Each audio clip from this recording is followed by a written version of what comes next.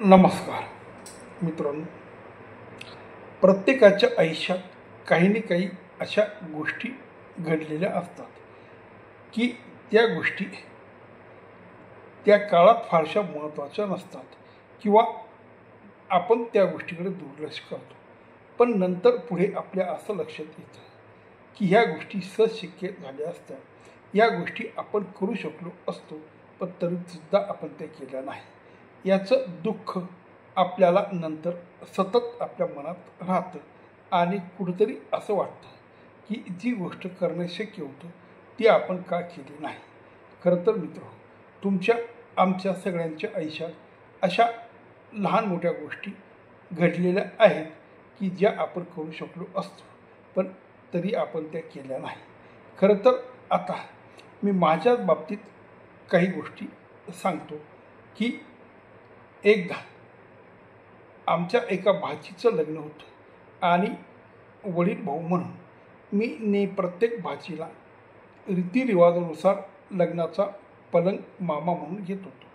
तर मी पलंग घेतला पण गादी घेतली नाही. आमच्या आई असं म्हणाल्या की तुला ती गादी काय घेता आली नाही, ती गादी घेतली असती तर तुझं काय नुकसान झालं असतं. पण खरं तर ही गोष्ट जेव्हा मी आज विचार करतो तेव्हा असं वाटतं की फार मोठी गोष्ट नव्हती, ती गोष्ट सहज शक्य होती, पण तरी मी ती केली नाही. खरं तर त्याच्या मागे काही कारणं असतात. अर्थात ते कारणं लंगडी असतील किंवा ती सबब असेल, पण ती होती. ते म्हणजे मोठ्या बाचींचे जेव्हा लग्न झाले तेव्हा मी फक्त त्यांना पलंग घेतला, अशा पद्धतीची एक रीत म्हणून मी ह्या बाचीला गादी घेतली नाही. पण आज असं वाटतं की ती रीत किंवा ती गोष्ट मी सोडून दिली पाहिजे होती आणि गादी घेतली पाहिजे होती, म्हणजे बहिणीला आणि आईला दोघांनाही बरं वाटलं असतं. तसंच एक गोष्ट की मी जेव्हा व्यवसाय करत होतो त्या दरम्यान मी व्यवस्थित स्थिरतावर झालो होतो. फार खिसा भरलेला नव्हता, पण तरीसुद्धा काही गरजा मी पूर्ण करू शकलो असतो.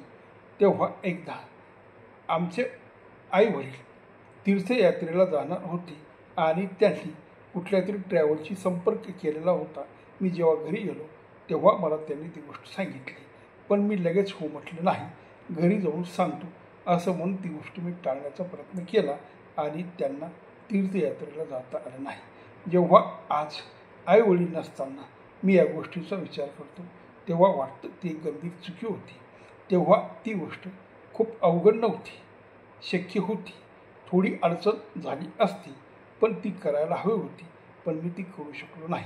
अर्थात त्याच्या मागचं व्यावहारिकदृष्ट्या तेव्हा माझ्याकडे पैसा नव्हता हे कारण होतं, नाही असं नाही.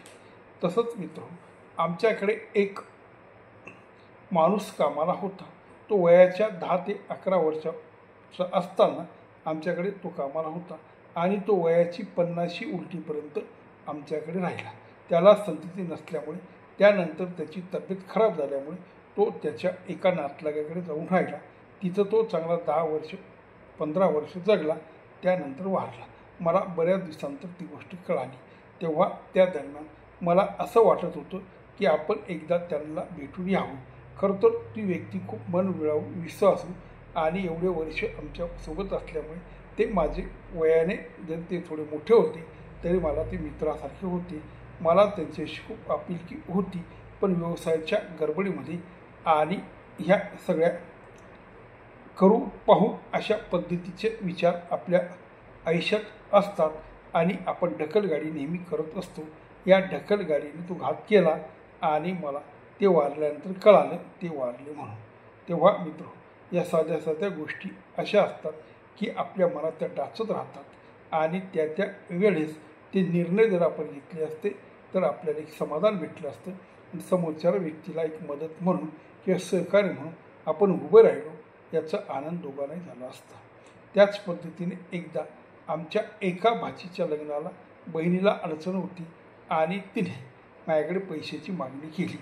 तेव्हा मी तिला म्हटलं, तुला शक्य होत असेल तर करून घे, नसे होत असेल तर मी तुला नक्की पैसे देईन. त्यानंतर त्या बहिणीने माझ्याकडे पैसे मागितले नाही आणि ते लग्न झाले.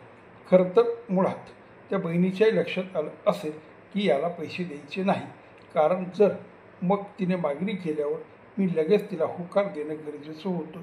ती गोष्टसुद्धा माझ्या मनात अजून डाचत आहे.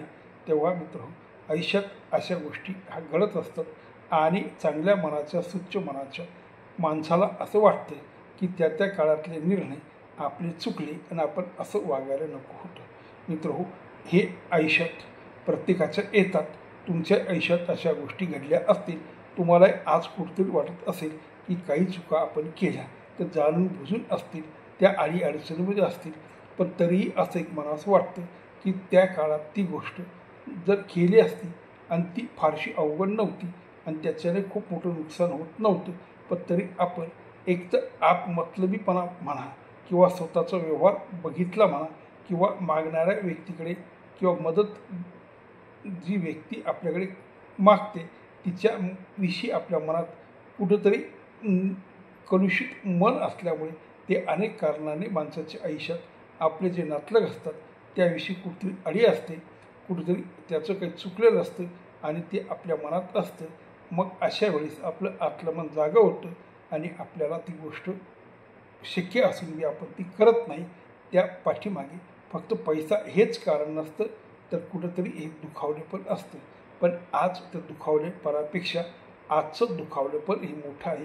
ही जी आठवण आपल्याला येते आणि आपल्या मनाला कुठंतरी असं वाटतं की जी गोष्ट झाली ती फारशी चांगली झाली नाही आणि ती गोष्ट आपण दुरुस्त करू शकलो असतो, पण ती घडत नाही. मित्र, प्रत्येकाच्या आयुष्यात असे प्रसंग येतात. तेव्हा याच्यापुढे कोणाच्या आयुष्यात असे आले तर वयाच्या शेवटच्या टप्प्यात किंवा ठराविक काळानंतर आपल्याला त्या गोष्टीचा मलाल राहू नये, त्या गोष्टीचं आपलं दुःख होऊ नये, यासाठी त्या काळात त्या गोष्टी करायला हव्यात. नमस्कार.